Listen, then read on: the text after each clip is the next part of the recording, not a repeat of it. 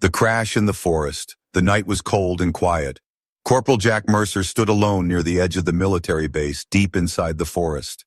The stars above were clear, shining like tiny lights in the sky. It was supposed to be a normal patrol shift, just like every other night. But Jack felt something strange in the air. Something was wrong. Suddenly, a loud sound echoed across the sky. It was not a plane, not a missile, and not thunder. It was something different, like metal tearing through the air. Jack looked up and saw a burning light falling fast from the sky. It crashed into the forest with a deep boom, shaking the ground beneath him. He grabbed his rifle and ran toward the smoke. His heart was beating fast, not with fear, but with something else, a strange feeling, like the world was about to change. Jack reached the crash site within minutes. Trees were burning, smoke was everywhere, and the air smelled like metal and fire. In the center of the wreckage was a strange pod. It was silver and smooth, shaped like a teardrop. It didn't look like anything made by humans. Jack slowly stepped forward, weapon ready. The pod's surface opened with a hiss, and blue steam escaped from the cracks. Inside was a girl, unconscious, lying in a strange glowing suit. She looked almost human, but her skin was slightly blue, and her hair shone like silver threads. Jack couldn't believe his eyes. He lowered his weapon and stepped closer. The girl's body was hurt. Bruises, burns, and cuts covered her arms and face. She was breathing, but weakly. Her lips moved slowly, whispering something. Jack leaned in. "They're coming. Not for me, for Earth," she said softly, then fainted again. Jack stood still, shocked and confused. He had two choices: call the base and report what he found, or trust his gut. He chose the second. He wrapped the girl in his jacket, lifted her in his arms, and carried her through the trees. He didn't know who she was or what she meant, but something inside told him this was bigger than him, bigger than war, bigger than Earth itself. Back in his bunker, Jack placed her gently on a makeshift bed. He cleaned her wounds and gave her water. She didn't wake up, but she looked more at peace. Jack stared at her, trying to understand. Who was she? What did she mean by, "they're coming"? And why Earth? He needed answers, but he also knew he had just committed treason. If the military found out he was hiding an alien being, they would arrest him, maybe worse. But Jack didn't care. Something told him she wasn't the danger. Something else was. Just then, his radio crackled. "Base to patrol team, unidentified objects entering Earth's orbit," said a voice. "All units report to command center immediately." Jack froze. Unidentified objects? His mind raced. Was this what she warned about? Were they already here? He looked back at the girl. She was still unconscious, her chest rising and falling slowly, but her face looked worried, even in sleep. Outside, the night was no longer quiet. The animals had gone silent. The wind had stopped. Even the stars above seemed to hold their breath. Jack stood by the window and looked at the sky, and then he saw them, small lights moving fast across the sky. Not satellites, not planes, not shooting stars. They moved with purpose, with power, with control. "They're not here for her," Jack whispered to himself, remembering her words. "They're here for us." A sudden knock at the door made him jump. It wasn't a soldier's knock. It was soft, slow, careful. He reached for his weapon and opened the door just a crack, but no one was there. Just a small metal box, glowing faintly blue. He picked it up and brought it inside. As he opened it, a tiny hologram appeared. It showed a map of Earth. Red dots blinking one by one across the globe. Jack didn't know what it meant, but he felt it in his bones. Time was running out. He turned back to the girl. She was no longer just a stranger. She was a warning. And maybe, just maybe, humanity's last chance. Jack didn't know what was coming, but he knew one thing for sure. Everything had changed, and there was no going back. Secrets she holds. The sun hadn't yet risen, but Corporal Jack Mercer was wide awake. He sat on a stool beside the alien girl, watching her sleep. Her body was healing fast, too fast for any human. Just hours ago, she was near death. Now her wounds had closed. Her skin glowed faintly, and her breathing was strong. But who was she? And what secret did she carry? Suddenly, her eyes snapped open, bright, glowing, and alert. Jack stepped back instinctively, hand on his rifle, but she didn't move to attack. She just stared at him, confused, scared, and silent. "You're safe," Jack said slowly. "I found you in the forest, after the crash." Her lips moved slightly as if testing words. Then, in a soft, broken voice, she said, "You are human." Jack nodded. "And you're not." She sat up slowly, looking around the small bunker. The walls were metal, the lights flickered, and the smell of smoke and oil filled the air. Her eyes locked onto Jack's again, more curious than afraid. "I am Illyra," she said. "Why? You saved me?" Jack didn't have a real answer. "I don't know," he said truthfully. "I think I just had to." Illyra's expression changed. She looked down at her hands, glowing faintly blue. Then she whispered something Jack didn't understand, a language unlike anything he'd heard. The glowing pattern that appeared on Jack's skin during the crash began to pulse again. "What's happening to me?" Jack asked, showing her the mark. Illyra reached out and touched it. The mark reacted, lighting up like a circuit. "It is awake," she said. "The gene, the hidden power. Your kind was not supposed to awaken yet." Jack stared at her. "My kind? Humans? What do you mean?" Illyra looked serious now, her voice stronger, more fluent.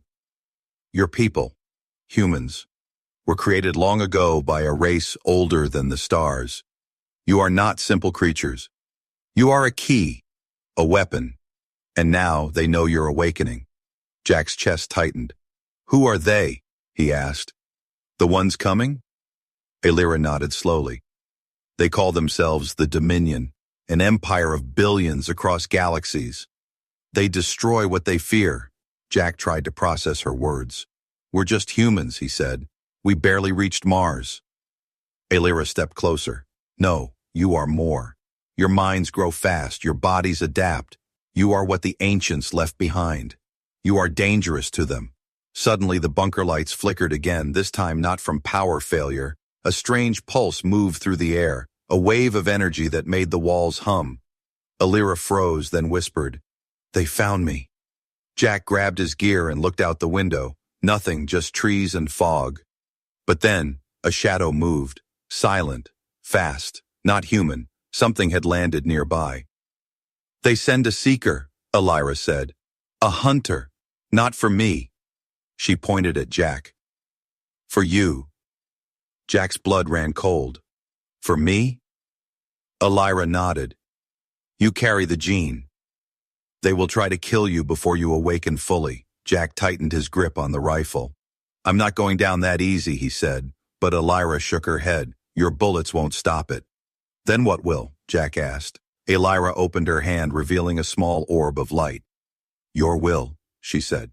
"Your choice." Before Jack could ask more, the door exploded inward, blown open with pure force. Smoke filled the room, and through it walked a tall, armored figure. The pattern of power. Corporal Jack Mercer lay on the cold floor of the bunker. His body was shaking, covered in sweat. His arm, the one with the glowing mark, felt like it was burning from the inside. He had just done the impossible, destroyed an alien seeker with nothing but light from his own body. It felt like a dream, but the broken walls around him told a different story. Illyra stood silently beside him, her eyes filled with something more than fear, respect, maybe, or sorrow. "Your pattern is waking faster than I thought," she said. Jack tried to sit up, breathing hard. "What is this pattern?" he asked. "What did you do to me?" Illyra shook her head. "I didn't do this," she said. "The ancients did." She helped him stand and guided him to a chair. Then for the first time, she spoke the full truth. "Thousands of years ago, before your kind learned to write," she said, "a powerful race called the Architects seeded the galaxy. They believed in balance, in evolution, in preparing for the darkness. So they created the human pattern, a genetic code hidden deep in your people." Jack frowned, still catching his breath. "Why us?" "Because you are wild," Illyra said, her voice soft but firm. "Because you are unpredictable, stubborn, fearless. The Dominion controls order, law, obedience. They fear chaos." Jack smirked weakly. "So we're the chaos," Illyra nodded. "And the key to ending their control." Suddenly the power flickered again. This time a voice came through the damaged radio, garbled but clear enough. "Mercer, this is Command," it said. "We tracked a massive energy spike near your location. Report immediately." Jack looked at Elira. He couldn't report anything, not now. He was a soldier, but also something more, something Command wouldn't understand or forgive. He shut off the radio. "I need answers," he said to her. "All of them." Elira touched the glowing mark on his arm again. The pattern reacted, spreading across his chest like lines of fire. He gasped as images flooded his mind. Planets burning, galaxies falling, humans being experimented on, some destroyed, some ascending. A throne of stars, empty, waiting. He opened his eyes with a gasp. What was that? "A memory?" Elira said. "Not yours, your kind's." Jack clenched his fists. If this power is real, then why haven't humans used it before? "Because it only awakens when needed," she replied. "And now, the galaxy needs you." Before Jack could speak again, the bunker shook violently. Not from an attack, but from beneath. Elira turned toward the floor, her eyes wide. "The ship," she said. "It's calling you." "The what?" Jack asked, confused. Elira grabbed his hand and pulled him outside. They ran through the forest to the original crash site, but now something was rising from the earth. The ground split open, trees fell, and dirt exploded into the sky. A massive object was pushing upward, round, ancient, and glowing with the same patterns on Jack's body. It was a ship, but not alien. Not Elira's. It was human, but not from Earth. Jack stood frozen as the ship fully emerged, hovering inches above the ground without engines. Its surface was smooth and dark, covered in symbols he somehow understood. "It's yours," Elira said. "Left for the first awakened one." Jack stepped forward. The ship opened on its own, revealing a hollow interior of glowing walls and floating panels. As he entered, he felt something inside him settle, like he was finally in the right place. A voice echoed in the chamber, calm, powerful, not Elira's. "Identity confirmed," it said. "Human alpha pattern active." "Awaiting directive." Jack turned to Elira. "What does that mean?" "It means," she said, "you are the beginning." Suddenly, the ship projected a massive star map showing hundreds of red dots blinking across galaxies. Earth was surrounded, watched, hunted. One red dot began pulsing brighter. It was moving fast toward Earth. Elira's face darkened. "They're sending a harvester," she whispered. "A ship that burns planets." Jack felt a fire rise inside him. "I won't let that happen," he said. "Not to Earth." He looked at the controls. Somehow he knew what to do. The ship responded to his thoughts, rising higher, faster, ready to fly. "Then we go," Elira said, stepping in beside him. "We find the others who still believe. We fight back." The ship's engines hummed, quiet, deadly, alive. And in the sky above, the stars seemed to shift, because something ancient had returned. Not a weapon, not a soldier, but a human. Awakened, escaped from Earth. The ship hovered silently above the forest. It didn't make sound like a jet or hum like a drone. It just existed. Calm, steady, ancient. And somehow, Jack Mercer was now its pilot. Inside the glowing control room, he stood beside Elira, both of them staring at the massive red dot pulsing on the star map. The harvester was coming. "What exactly is that thing?" Jack asked. Elira's voice was cold, steady. "A world breaker," she said. "It doesn't land. It erases." Jack clenched his fists. Earth had no idea, no warning, no defense. He had to act fast. But then came the hard part. Leaving. The ship could fly, yes, but it wasn't meant to stay hidden forever. Once it left Earth's atmosphere, everyone, every radar, every satellite, every military station would see it, and so would the Dominion. Jack looked at Elira. "If I take this thing into the sky, I'm exposing Earth. They'll know we're waking up." Elira didn't blink. "They already know," she said. "You're just showing them we're not afraid."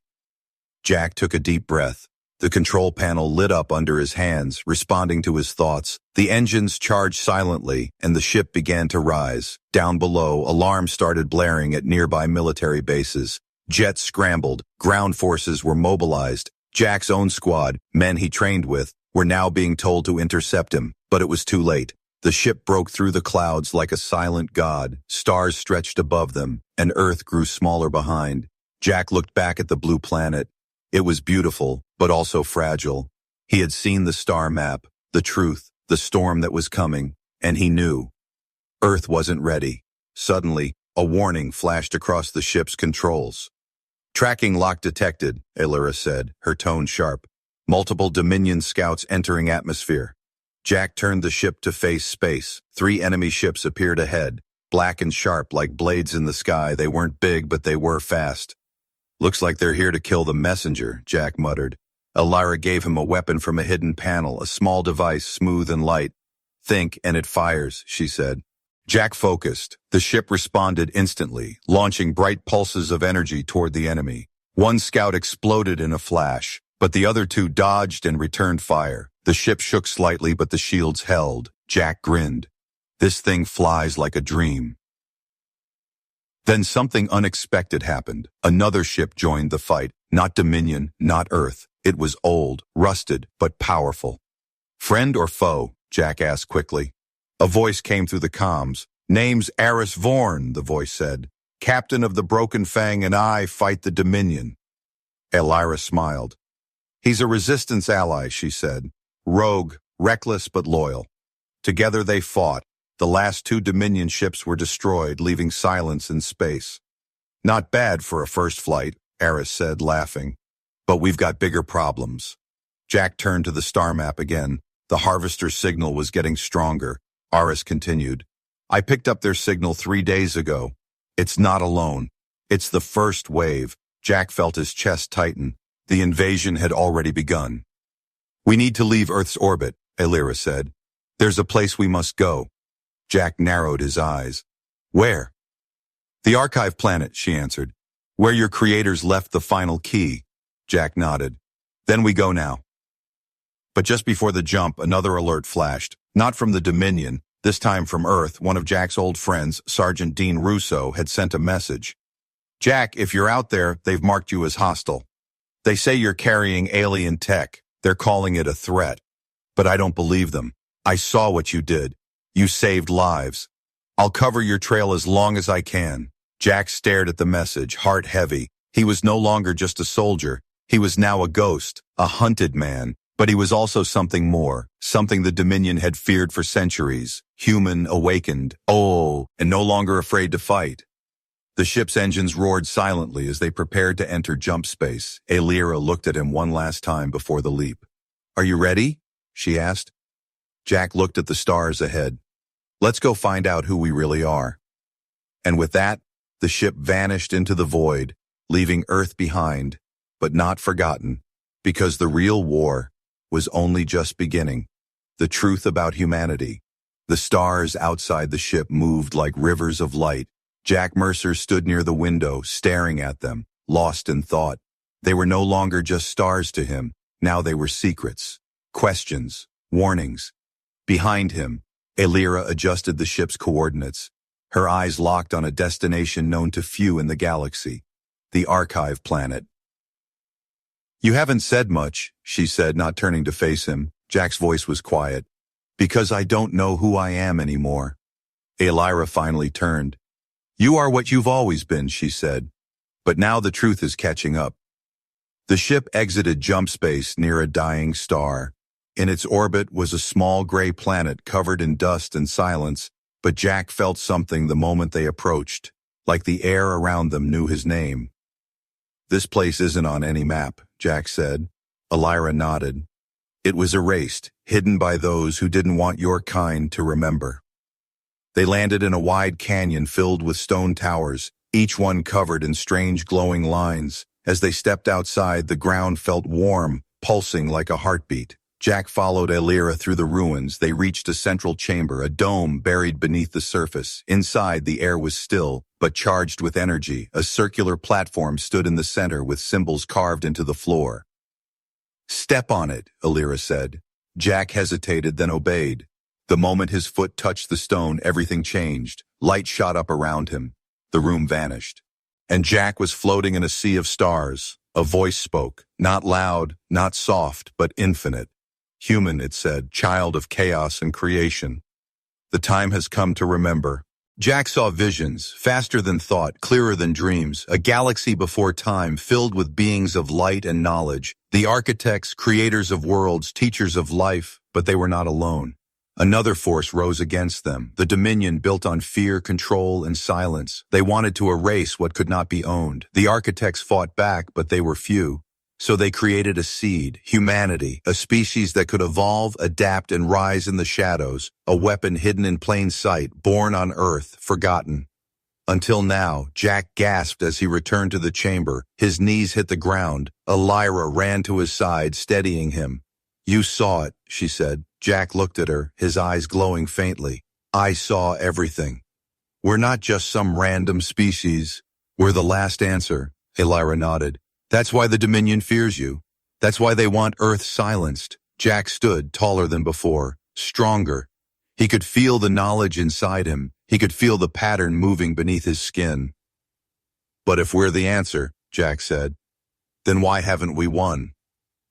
Elira walked toward a wall that opened to reveal a stasis pod. Inside was a body, not human, not alien. It was both, and something more. "This was the first," she said. "The prototype.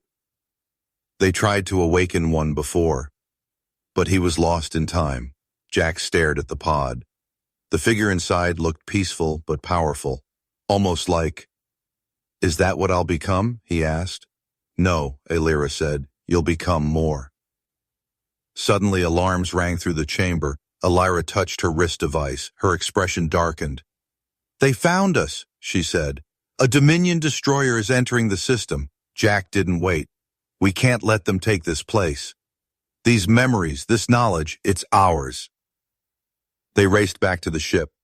Outside, the sky above the archive planet was no longer empty. A massive black vessel floated in orbit shaped like a dagger. Jack fired up the ship's weapons. "We're outgunned," he said. Elira's eyes narrowed. "Then we outsmart them," Jack smiled. "Now that sounds human."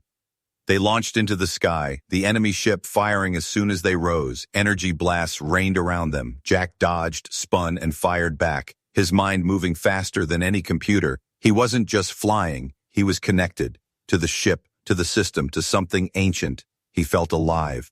The archive planet began to shake. Jack had triggered a final defense. If they couldn't save it, they would bury it. A massive energy pulse fired from the planet's core, striking the Dominion ship. The enemy vessel was damaged but not destroyed. Enough to escape. Enough to warn others. Jack and Elira jumped into hyperspace just before the planet collapsed. Behind them, dust and fire filled the system, but the truth had been saved. Inside Jack. In the silence of space, Elira looked at him. "What now?" she asked. Jack stared ahead, his eyes calm but burning. "Now," he said, "we wake the others." Because if humanity was the last answer, then it was time for the galaxy to ask the question. What happens when humans stop running and start rising? Rise of the resistance. The stars outside the ship felt colder now. Jack Mercer stared at them not with wonder but with purpose. He wasn't a soldier anymore. He was something more, something dangerous. Behind him, Elira worked in silence, scanning encrypted frequencies across nearby systems. They were searching, not just for allies, but for believers, those who still remembered the old legends, the hidden truth of humanity's origin. The Dominion had ruled for thousands of years. They burned planets, crushed rebellions, and rewrote history. But now their greatest fear had awakened, a human with the alpha pattern, and he was building something they thought impossible. Hope. Jack turned toward the star map. 3 resistance signals had responded to Elira's calls, one from a rogue fleet near the edge of the Quarry Rift, one from a hidden mining colony on Astral 9, and one from Earth itself. "Earth?" Jack asked, surprised. Elira nodded slowly. "Your old commander," she said. "He left a message." Jack played the file. General Harrow's voice echoed through the chamber, low, tired, but proud. "Mercer, I don't know what you've become," the general said, "but I've seen what you've done. The world saw you fight the Dominion ship above the forest. They tried to paint you as a traitor, But the people, they cheered. If this is a war, then Earth won't sit quietly. You have more supporters than you think. Jack closed his eyes. Even after everything, Earth still had a pulse. They jumped to the Quarry Rift first, a broken part of space filled with wrecked ships, asteroid fields, and forgotten battles. There they met Captain Darrow Valen, a scarred alien warlord with sharp eyes and a deeper grudge. I fought the Dominion for 30 years, Valen growled. I lost my home, my family, my name. But if a human's really going to lead the charge, then I'll give you ships. Jack shook his hand. Then let's make them remember your name. On Astral 9, things were different. Miners hid underground, afraid. The Dominion had enslaved them for years, but when Jack stepped into their caverns, his pattern glowing, they dropped their tools and stood tall. One miner stepped forward, holding a rusted rifle. We're ready, she said. Tell us where to aim. Back aboard the ship, Aelira watched Jack closely. He had changed, not just stronger, but heavier. He carried the weight of every promise, every death, every world left behind. She approached him that night, while he stood alone in the observation deck. You're becoming more than human, she said. Jack didn't turn. I just want to make sure humanity survives. No, Aelira said. You want to win. Before Jack could answer, an alert flashed across the controls. The Dominion fleet had arrived early. A scout had followed them from the Archive planet. They were sending a full strike force. 10 warships, led by a high-level commander known only as Vorik. Jack didn't hesitate. He sent out a single message on the Resistance channel. We strike now. The battle began near the moon of Draven 6. Jack led from the front in the awakened ship. His mind synced with every movement, every pulse of energy. Aelira controlled defense systems, guiding newer ships through the chaos. Valen's war fleet attacked from the flanks, blasting 2 Dominion ships before they could react. The miners from Astral 9 hijacked enemy comms and fed false signals into their systems. It wasn't just a fight, it was the first blow of a rising war.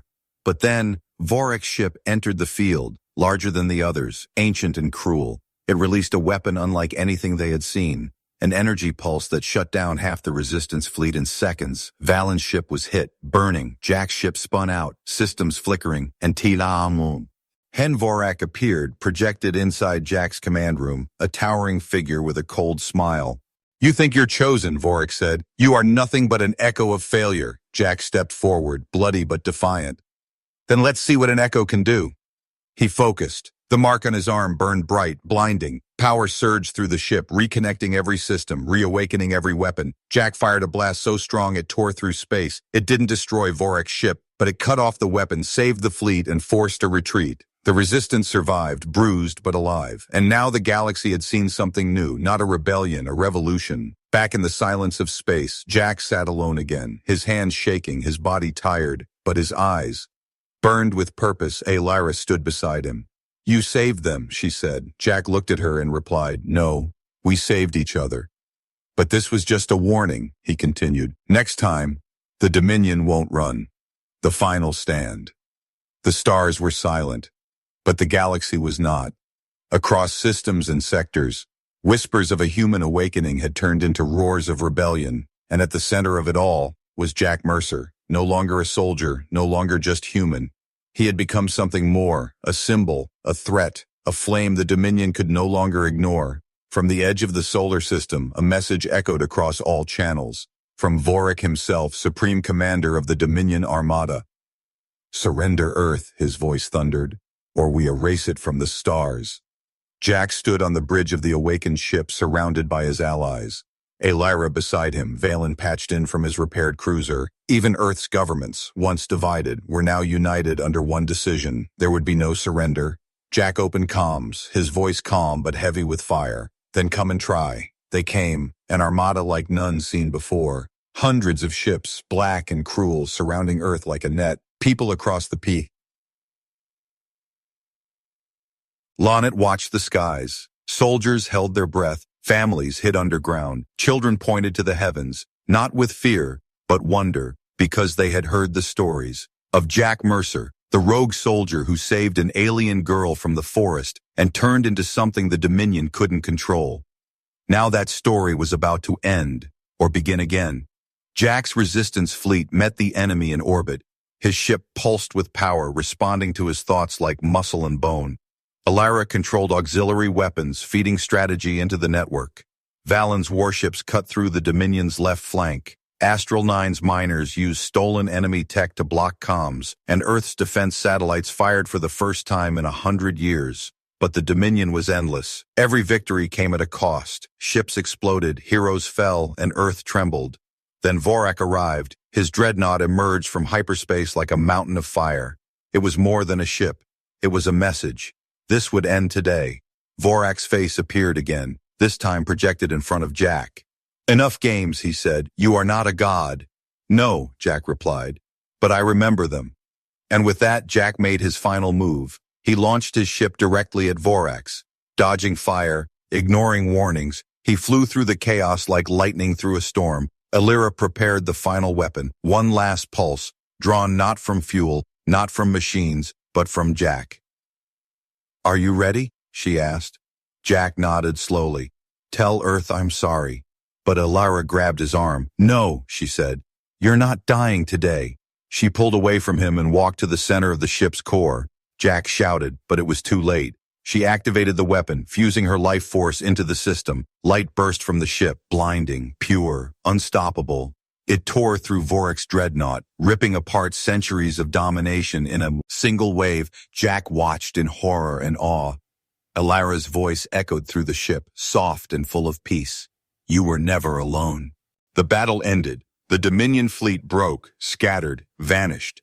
What they feared had become real. Humanity had not only survived, it had risen. Earth was safe, but the cost was carved into Jack's soul.